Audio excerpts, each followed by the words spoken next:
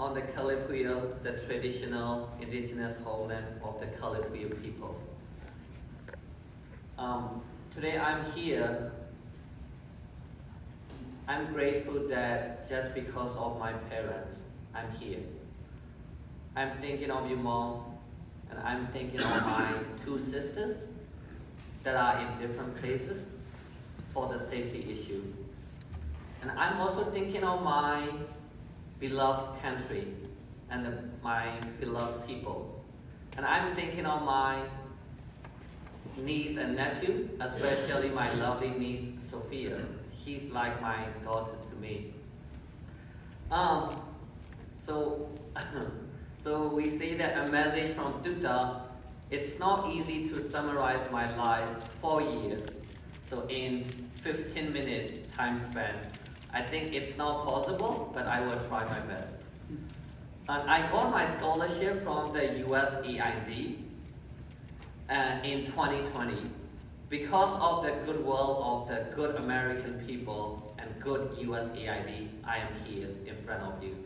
Thank you, USAID, for giving me the scholarship. And I'm always grateful for that. And so we had the military takeover in 2021, and it changed my life upside down. I took to the streets, and I was at the risk of getting incarcerated a few times. But luckily, I made it to here. So here I am in a new land, in the United States, in Eugene, Oregon, hippie place that I did not know what to do. Honestly, I did not know how to make friends. As an immigrant, it was very lonely. And then I did not know how to navigate. In the middle of COVID, transition from COVID for the University of Oregon. So for me, transition from a new country that's in the midst of the conflict. I did not enjoy Eugene. And then I hated Eugene. And I hated my life in Eugene. But that hate transformed into love when I met Santi and Nati. And Dylan Gunter, he's not here with us here. So these three, my three musketeers, Santi, Nati, and Dylan, they changed my life for good. So even on the graduation day, I was thinking of them. Without them, maybe I could not finish my master's degree. So they were with me in my darkest hours, on the days of loneliness and on the days of despair. So I do remember vividly that they were with me when my sister got detained. So love you guys. And so I graduated, and then I did not have a place to stay, and I lived with Dylan for a while. And then I got a job in the school district. And then I was supposed to move in with Lorraine. And for God's sake, Lorraine had COVID.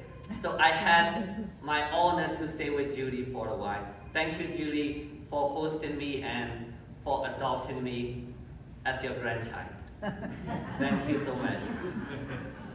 And then I believe in September, so it was the faithful man that I changed Lorraine's life upside down. 4245 Avalon Street used to be a quiet place, but I changed it into a party house. So we were very blessed to celebrate the friendship and the diversity of different cultures. So Jeff, you might hear more than 5 languages on some evenings. So that's the power of Lorraine, and that's the power of friendship, that's the power of diversity. In today's challenging world, we need to remind ourselves that diversity is powerful. And we need to find a way that how we can cherish our diversity. And I'm also thinking of how I go to the church. And I mean, for sure, just because of Lorraine, right? And then I'm thinking that what Bible phrases might speak to my talk. And then I think about love. And love is patient, love is kind, and it does not envy, and it does not boast, and it is not proud. But I am proud to be here. And my mom is not feeling well right now, but 3 weeks ago I had a conversation with her, and then I told her that I made a lot of mistakes during the past 4 years, but one of the best decisions in life is that coming to this church. So as an immigrant, it wasn't easy to have the sense of home. The very first quality that I got from this church is the sense of home. For every being in the world, sense of home is very important. If you feel secure emotionally or psychologically, you can thrive in life, or you can rise to the occasion. So sense of home is the very first quality that this church provided me. And there are some moments that like I'm stay facing silently and quietly in my life. But whenever somebody asks me that, Duda, how are you doing today? Or on every Sunday, for example, one Debbie give me a hug, oh, I feel better. And also today, I'm also thinking of Christy. So Christy is kind of like my love, like she's so sweet to me, and I had an opportunity to visit her before my trip to California recently. Christy, I'm also thinking of you, and I'm praying for you. So the people ask me that why do you leave the US? There are some ways that I can stay here. Why? 95% of the people, they think that I should stay in the US. Why Thailand or why Myanmar? Those are not the good places, or more importantly, it's a new place for me. I don't speak Thai, and I have to navigate a new political system. But I would say that it's the sense of purpose. So why are we sitting here without a sense of purpose? I'm starting to think about the definition of home. So I see this church as my home, or I see Eugene, Oregon as my home. And then I've been thinking of the definition of home. Is Myanmar my home right now? Or is Eugene my home right now? So what is home, or where is my home?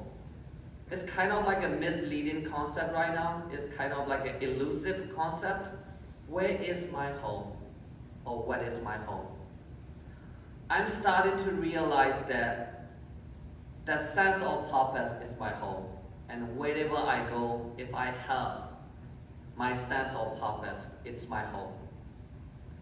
And with that belief that I made a decision, not out of hate for any institution or any administration, I made my decision to leave the US out of love. In 2020, I came here with the promise that I will bring something back to my community, and then I stay keep my promise. So with that hope that we are planning to implement some education projects on the ground for the Myanmar people. So I am so fortunate that the church community is helping me many ways, and kudos to Debbie. Debbie has been helping me a lot. So it wasn't easy to establish a nonprofit from the scratch, but Debbie did it.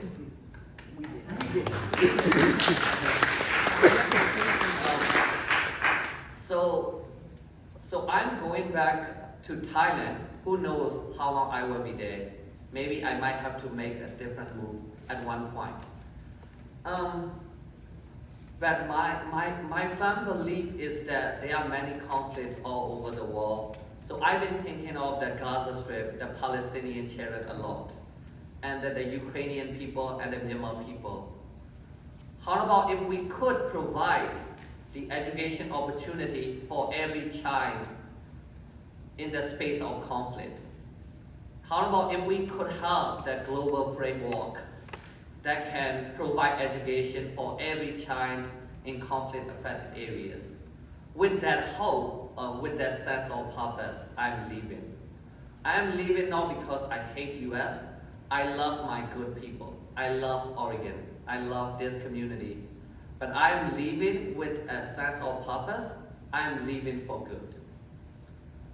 But even when I say goodbye or see you again in this community, please remember that I will bring the kindness, compassion, and sense of community that I got from this church in my luggage. And I'm also envisioning what kind of tomorrows do we want as the United States or as Myanmar, as an Asian or as an Oregonian. I think it's a good time to remind ourselves to listen to each other more, not to algorithm of the social media, not to listen to the headlines of the polarized news agency. And I would be thinking of this Eugene community, this church every Sunday, the cinnamon rolls, and uncountable parties, and also every friend that I encounter here in Eugene, Oregon. So Debbie and I, we founded a non-profit organization. It's called the Connected Oregon Badab Education. I will not elaborate on it here, but the concept of Oregon Badab, Oregon is our lovely home. Badab is the national flower of Myanmar. So you guys can be reassured that Oregon Badab will blossom wherever I go. Thank you.